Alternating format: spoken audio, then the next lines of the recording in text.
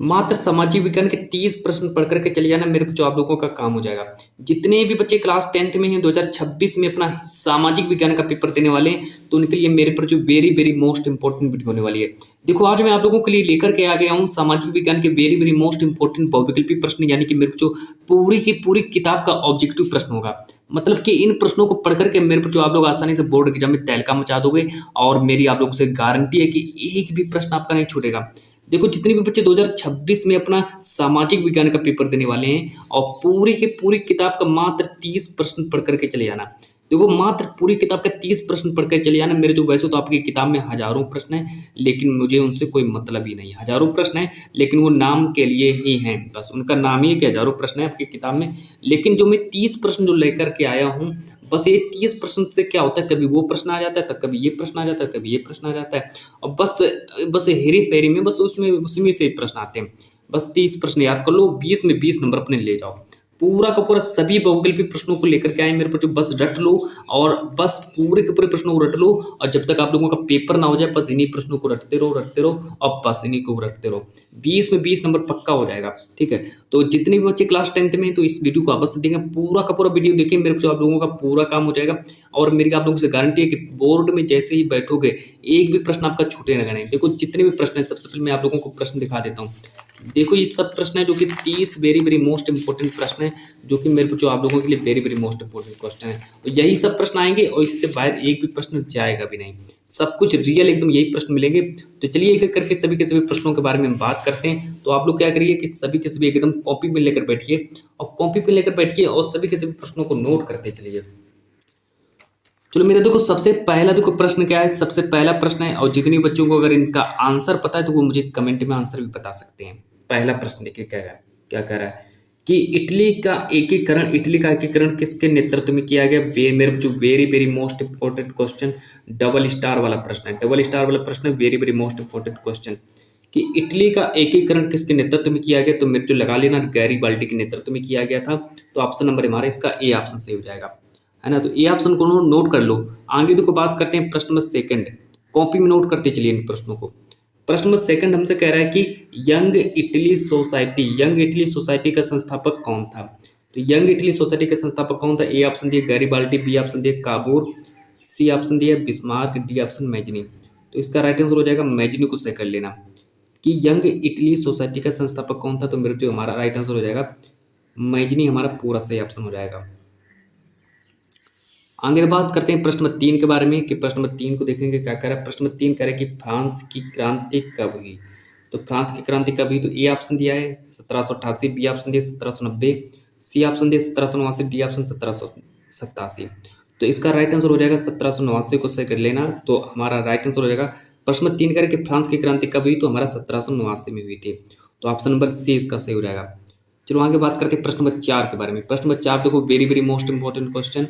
प्रश्न नंबर 4 को देखेंगे कि फ्रांस में गणतंत्र की घोषणा किस वर्ष हुई।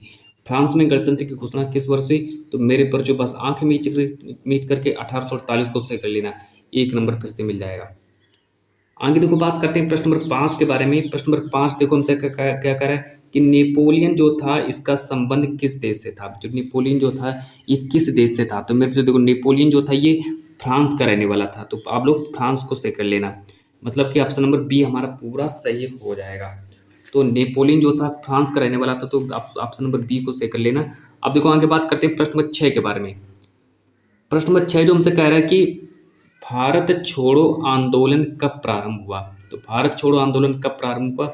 ए ऑप्शन दिए जून 1942, बी ऑप्शन दिए अगस्त 1942, सी ऑप्शन दिए जुलाई 1942, डी ऑप्शन दिए सितंबर 1942 कि भारत छोड़ो आंदोलन कब प्रारंभ हुआ। तो मेरे पर जो बस ऑप्शन में क्या करना है, बी ऑप्शन को सही कर लेना, अगस्त 1942 को सही करके चले आना, एक नंबर मिल जाएगा। आगे देखो बात करते हैं प्रश्न नंबर 7 के बारे में, जो कि very very most important question है। प्रश्न नंबर 7 देखो हमसे क्या करा कि महात्मा गांधी जो थे ये अफ्रीका से वापस कब आए। तो महात्मा गांधी अफ्रीका से वापस कब आए।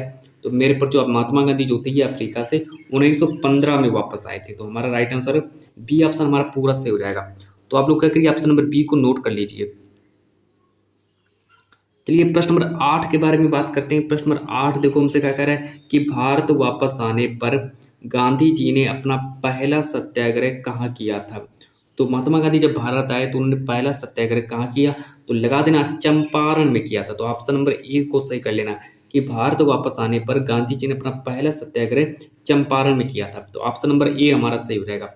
अब चलो आगे बात करते हैं प्रश्न में जो मेरा नेक्स्ट है, प्रश्न नंबर 9 के बारे में बात करते हैं। प्रश्न नंबर 9 हमसे कह रहा है कि महामंदी का प्रारंभ किस वर्ष हुआ। तो महामंदी का प्रारंभ किस वर्ष हुआ। ए ऑप्शन दी 1919 में हुआ था, बी ऑप्शन दी 1929 में हुआ था, सी ऑप्शन दी 1924 में हुआ था, डी ऑप्शन दी 1934 में हुआ था। तो महामंदी का प्रारंभ कब हुआ था, तो मेरे पास 1929 में महामंदी का प्रारंभ हुआ था। तो ये प्रश्न जैसे ही आए कि महामंदी का प्रारंभ किस वर्ष हुआ, तो ऑप्शन में लगा देना 1929 को सही करके चले आना, एक नंबर नहीं कटेगा। प्रश्न नंबर 10 को देखेंगे कि जीतने के लिए जो स्पेनिश सेना जो थी, जीतने के लिए स्पेनिश सेनाओं द्वारा प्रयोग किया गया सबसे शक्तिशाली हथियार कौन सा था। जो जीतने के लिए जो स्पेनिश जो सेनाओं के द्वारा मतलब प्रयोग किया गया सबसे शक्तिशाली हथियार कौन सा था। ए ऑप्शन दिया है थल सेना, बी ऑप्शन दिया रासायनिक हथियार, सी ऑप्शन दिया नौसेना, डी ऑप्शन कीटाणु। तो स्पेनिश सेनाओं द्वारा यहाँ पर कीटाणु का निर्माण किया गया था। तो हमारा ऑप्शन नंबर डी हमारा सही हो जाएगा। तो सभी के सभी प्रश्नों को नोट करते चलिए। अब देखो आगे बात करते हैं जो मेरा अगला प्रश्न है,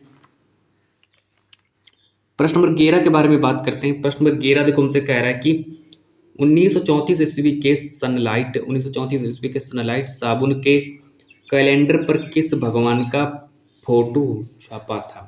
1934 के सनलाइट जो साबुन के कैलेंडर पर किस भगवान का फोटो छपा था। तो देखो ए ऑप्शन दिए विष्णु भगवान का फोटो छपा था, बी ऑप्शन दिए शंकर भगवान का फोटो छपा था, सी ऑप्शन दिए कृष्ण भगवान का फोटो छपा था, और डी ऑप्शन दिए गणेश भगवान है ना। तो देखो 4 ऑप्शन दिए, लेकिन इससे हमको विष्णु भगवान को याद कर लेना है। बस ऑप्शन नंबर ए को क्लिक करके चले आना, एक नंबर मिल जाएगा।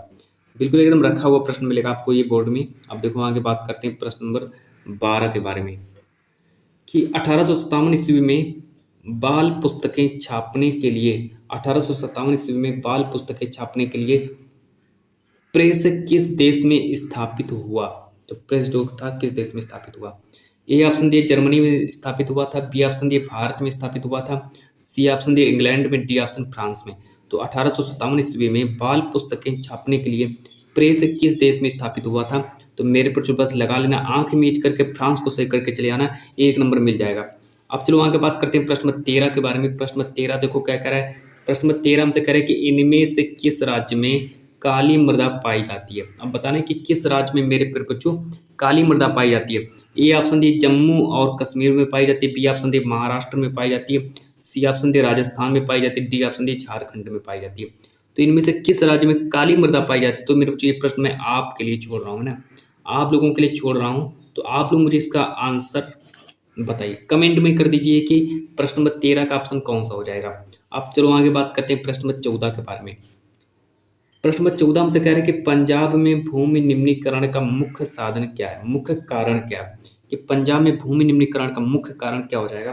तो देखो 4 ऑप्शन दिए, लेकिन 4 में से आप लोगों को अधिक सिंचाई को याद रखना है। कि पंजाब में भूमि निम्नीकरण का मुख्य कारण क्या हो जाएगा। तो अधिक सिंचाई को याद करके चले आना, मेरे पर जो एक नंबर मिल जाएगा आपको, कोई नहीं काट पाएगा एक नंबर। अब देखो आगे बात करते हैं प्रश्न जो मेरा अगला है, प्रश्न नंबर 15 के बारे में बात करते हैं। प्रश्न नंबर 15 को देखेंगे कि प्रश्न नंबर 15 हमसे कह रहा है कि जैविक संसाधन में निम्न में से कौन शामिल है। जैविक संसाधन में निम्नलिखित में से कौन शामिल है। तो ए ऑप्शन दिए पशु शामिल है। जैविक संसाधन में क्या पशु शामिल है, जैविक संसाधन में क्या वन शामिल है, जैविक संसाधन में क्या मनुष्य शामिल है, कि सभी शामिल है। तो लगा देना जैविक संसाधन में सबको शामिल किया गया। जैविक संसाधन में पशु हैं, वन भी आ जाएंगे और मनुष्य भी आ जाएंगे, मतलब जैविक संसाधन में सब लोग आ जाएंगे। जैसे प्रश्न आए तो आप लोगों को सभी पर क्लिक कर देना है। अब देखो आगे बात करते हैं प्रश्न नंबर 16 के बारे में। प्रश्न नंबर 16 हमसे कह रहा है कि निम्नलिखित में से एक मिट्टी का प्रकार नहीं है। तो निम्नलिखित में से एक मिट्टी का प्रकार नहीं है। तो ए ऑप्शन दिए काली मिट्टी, बी ऑप्शन दिए पीली मिट्टी, सी ऑप्शन दिया है पीली, यहाँ पर डबल ऑप्शन हो गए पीली मिट्टी, लेकिन एक को काट सकते हैं आप लोग, और डी ऑप्शन दिए सीमेंट। यहाँ पर आप लोग लेटराइट मिट्टी कर लो है ना, तो लेटराइट मिट्टी कर लीजिए। कि निम्नलिखित में से एक मिट्टी का प्रकार नहीं है। तो सीमेंट जो है मेरे पर जो एक मिट्टी का प्रकार नहीं है, तो हमारा डी ऑप्शन सही हो जाएगा। अब चलो आगे बात करते हैं प्रश्न नंबर 17 के बारे में। प्रश्न नंबर 17 को देखेंगे। प्रश्न नंबर 17 को देखेंगे कि किस राज्य में काली मिट्टी पाई जाती है। अब उस राज्य का नाम बताना है जिस राज्य में काली मिट्टी पाई जाती है। तो देखो 4 ऑप्शन में से आप लोगों को क्या करना, गुजरात को याद कर लेना है। तो गुजरात में मेरे पर जो काली मिट्टी पाई जाती है ना, तो 4 ऑप्शन में से गुजरात को सही करके चले आना, एक नंबर मिल जाएगा। अब देखो आगे बात करते हैं प्रश्न नंबर 18 के बारे में, जो कि वेरी वेरी मोस्ट इंपॉर्टेंट प्रश्न है। प्रश्न नंबर 18 को देखेंगे। प्रश्न नंबर 18 में कह रहा है कि बांध किसे कहते हैं, बांध क्या होता है। ए, अब देखो बांध हमसे पूछा गया, बांध किसे कहते हैं। ए ऑप्शन दिया है कि नदियों के बहाव को अवरोध के माध्यम से रोकना ही बांध कहलाता है, मतलब कि नदियों का जो बहाव होता है उसको रोकना बांध कहलाता है। ऑप्शन नंबर बी कह रहा है कि जल को सुगमता पूर्वक बहने से रोकना, जल को सुगमता पूर्वक बहने से रोकना बांध कहलाता है। ये ऑप्शन नंबर हमारा बी हो गया। चलो ऑप्शन नंबर सी को देखेंगे कि जल को जलाशय में एकत्रित करना बांध कहलाता है ना। ऑप्शन नंबर डी कह रहे हैं कि उपरोक्त सभी। चलो ये देखो 4 ऑप्शन दिए, 4 ऑप्शन में से आप लोगों को सिर्फ उपरोक्त सभी को याद कर लेना, उपरोक्त सभी हमारा सही ऑप्शन हो जाएगा। तो ये मेरे पर जो, अब बात करते हैं प्रश्न 19 के बारे में। देखो प्रश्न नंबर 19 हमसे कह रहा है कि वह रेशेदार फसल जिसे सुनहरा रेशा कहते हैं। तो प्रश्न नंबर 19 में हमसे कह रहा है कि वह रेशेदार फसल जिसे सुनहरा रेशा कहते हैं। तो सुनहरा रेशा किसे कहते हैं, देखो बात करते हैं प्रश्न नंबर 19 के बारे में कि वह रेशेदार फसल जिसे सुनहरा रेशा कहते हैं। ए ऑप्शन दिए जूट, बी ऑप्शन दिए सन, सी ऑप्शन दिए रेशम, डी ऑप्शन दिए कपास। तो याद कर लेना है, जूट हमारा पूरा राइट आंसर हो जाएगा कि वह रेशेदार फसल जिसे सुनहरा रेशा कहते हैं।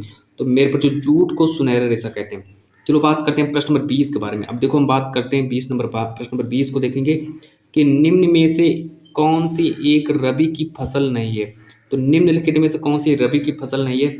4 ऑप्शन दिए गए हैं आप लोगों को, जिसमें से ए ऑप्शन दिया कपास, बी ऑप्शन दिया जौ, सी ऑप्शन दिया गेहूं, डी ऑप्शन दिया सरसों। तो हमसे पूछा गया कि निम्न में से कौन एक रबी की फसल नहीं है। तो मेरे पर जो कपास जो है ये एक रबी की फसल नहीं है, तो हमारा ए ऑप्शन सही हो जाएगा। अब देखो बात करते हैं प्रश्न नंबर 21 यानी कि प्रश्न नंबर 21 के बारे में बात करते हैं। प्रश्न नंबर 21 हमसे कह रहा है कि निम्नलिखित में से कौन सी रबी की फसल है। तो निम्नलिखित में से कौन सी रबी की फसल है। ए ऑप्शन दिए धान, बी ऑप्शन दिए गेहूं, सी ऑप्शन दिए काला चना, डी ऑप्शन दिए कपास। तो हमसे पूछा गया कि निम्न में से कौन सी रबी की फसल है। तो चलिए ये जो प्रश्न नंबर 21 जो है वेरी वेरी मोस्ट इंपॉर्टेंट प्रश्न है, लेकिन इस प्रश्न का आप लोग जवाब दीजिए। आप लोग मुझे इसका कमेंट में आंसर बताइए कि इसका आंसर क्या होगा। एक प्रश्न तो आप लोगों के लिए यही बनता है ना। तो अब प्रश्न नंबर 22, प्रश्न नंबर अगला देखो, प्रश्न नंबर 22। प्रश्न नंबर 22 हमसे कह रहा है कि झारखंड में स्थित कोडरमा, जो कोडरमा जो होता है, कोडरमा कहाँ स्थित है। तो कोडरमा जो है झारखंड में स्थित है। क्या आप लोगों से बहुकल्पी में पूछ सकता है कि झारखंड में स्थित कोडरमा निम्नलिखित में से किस खनिज का उत्पादक है। कोडरमा जो है किसका उत्पादक है। तो कोडरमा जो होता है मेरे को जो अभ्रक का उत्पादन होता है, मतलब कि ऑप्शन नंबर बी हमारा पूरा सही हो जाएगा।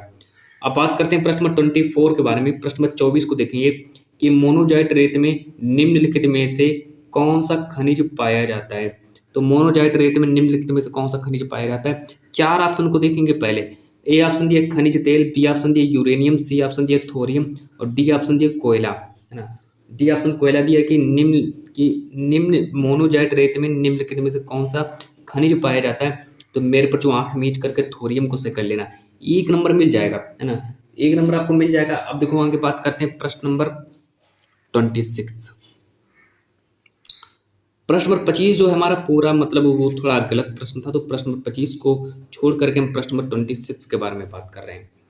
प्रश्न नंबर 26 हमसे कह रहा है कि निम्नलिखित में से कौन रेलवे लाइन के प्रकार नहीं है। तो निम्नलिखित में से कौन रेलवे लाइन का प्रकार नहीं है। ए ऑप्शन दिए बड़ी लाइन, बी ऑप्शन दिए छोटी लाइन या नैरो गेज, सी ऑप्शन दिए लंबी लाइन, डी ऑप्शन दिए मीटर गेज। तो हमसे पूछा है कि निम्नलिखित में से कौन रेलवे लाइन के प्रकार नहीं है। तो मेरे पर जो बस आप लोग क्या करना, लंबी लाइन को सही कर लेना, है ना। तो लंबी लाइन को सही कर लेना, 1 नंबर आपको मिल जाएगा। अब देखो आगे बात करते हैं प्रश्न नंबर 27। प्रश्न नंबर 27 को देखेंगे। प्रश्न नंबर 27 हमसे कह रहा है कि परिवहन का सबसे सस्ता साधन क्या होता है। मतलब कि परिवहन का सबसे सस्ता साधन कौन सा है ना, जिससे हमारा परिवहन अच्छा हो सके। तो सबसे सस्ता साधन क्या होता है। ए ऑप्शन दिए जल परिवहन, बी ऑप्शन दिए सड़क परिवहन, डी ऑप्शन दिया है, सी ऑप्शन दिया है वायु परिवहन, डी ऑप्शन दिए रेल परिवहन। तो हमसे पूछा है कि रेल परिवहन का सबसे सस्ता साधन कौन सा होता है। तो मेरे पर जो बस कुछ नहीं करना है, आप लोगों को जल परिवहन को सही कर लेना है। जल परिवहन को सही करके चले आना, 1 नंबर मिल जाएगा। अब चलो बात करते हैं प्रश्न नंबर 28 के बारे में। प्रश्न नंबर 28 देखो हमसे क्या कह रहा है। प्रश्न नंबर 28 कह रहा है कि सामुदायिक सरकार की व्यवस्था किस देश में है। जो सामुदायिक सरकार की जो व्यवस्था है वो किस देश में है। तो ए ऑप्शन दिया लेबनान में है, बी ऑप्शन दिया है बेल्जियम में है, सी ऑप्शन दिया श्रीलंका में, डी ऑप्शन दिया यूगोस्लाविया में। ये हमें 4 ऑप्शन दिए गए, लेकिन 4 ऑप्शन में से हमको बेल्जियम में याद करना है। बेल्जियम को याद कर लेना कि सामुदायिक सरकार की व्यवस्था किस देश में है, तो बेल्जियम देश में है। चलो आगे देखो प्रश्न नंबर 29, और प्रश्न नंबर 29 को देखेंगे। प्रश्न नंबर 29 हमसे देखो क्या कह रहा है कि संघीय राज्य पूछे गए हैं कि भारत में कितने संघीय राज्य हैं, तो भारत में मेरे जो 28 संघीय राज्य हैं। ऑप्शन नंबर सी हमारा सही हो रहेगा। चलो प्रश्न नंबर 30 को देखेंगे कि आम आदमी पार्टी किस राज्य में सत्तारूढ़ है। आम आदमी पार्टी जो किस देश में सत्तारूढ़ है, तो ऑप्शन नंबर बी को सही कर लेना, दिल्ली को सही कर लेना। तो यहाँ से मेरे जो आप लोगों का जो ये 30 प्रश्न जो था, 30 प्रश्न आपका very very most important question समाप्त हुआ। आप लोग इन्हीं प्रश्नों को पढ़ करके मेरे जो आसानी से 20 में 20 नंबर ला दोगे, और एक भी प्रश्न आप लोग नहीं छोड़ोगे, बिल्कुल एकदम रियल 20 में 20 नंबर पक्के हो जाएंगे। सबको नोट कर लीजिए और याद कर लीजिए।